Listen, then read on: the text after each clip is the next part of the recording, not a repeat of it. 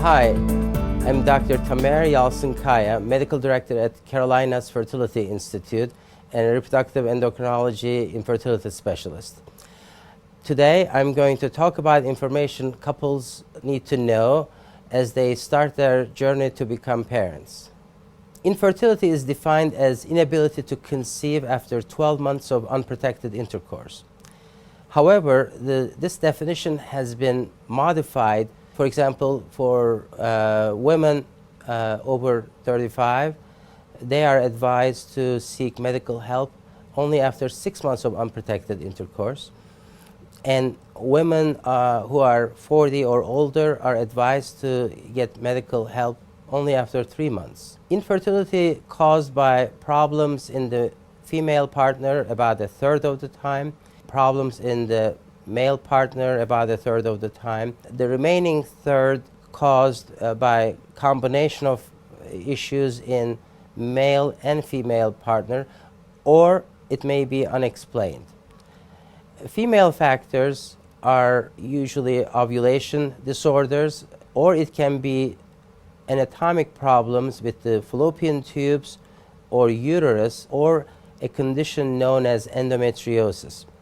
Male causes of infertility are usually problems with sperm production, low sperm count or low sperm motility, or they can be issues with sexual function. Unexplained causes of infertility are believed to be due to conditions such as mild endometriosis or immunologic causes, timing, or problems with intercourse.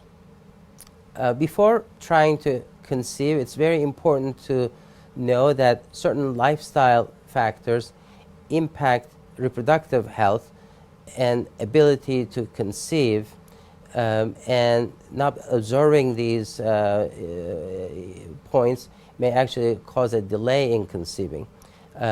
Number one is overweight, and sometimes being underweight can delay ovulation or interfere with proper egg production in women, and it can also affect sperm production in men. It is important not to exceed more than 5 hours per week of strenuous exercise, but also not to be inactive. We recommend all tobacco products to be stopped, and alcohol intake should be limited to 1 serving per day on average, and this is true for both partners. We recommend to all women who are getting ready to try 400 micrograms of folic acid supplementation, which is over the counter. We also recommend a limited amount of caffeine consumption by women, since it has been associated with miscarriages, limiting it to 18 ounces of coffee or its equivalent per day.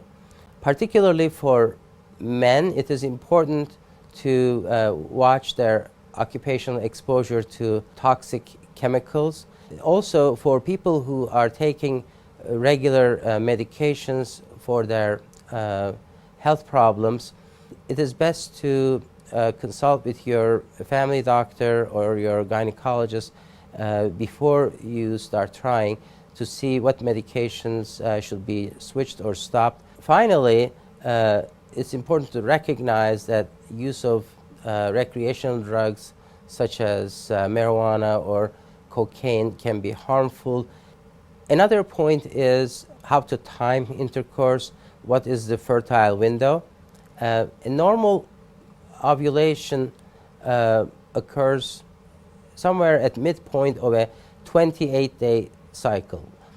And for women who have longer menstrual intervals, 32 days for example, it's best to subtract 14 from the menstrual cycle interval to obtain the day on which they ovulate. So according to this rule, a woman who has 32-day cycles would be expected to ovulate on day 18 of her cycle.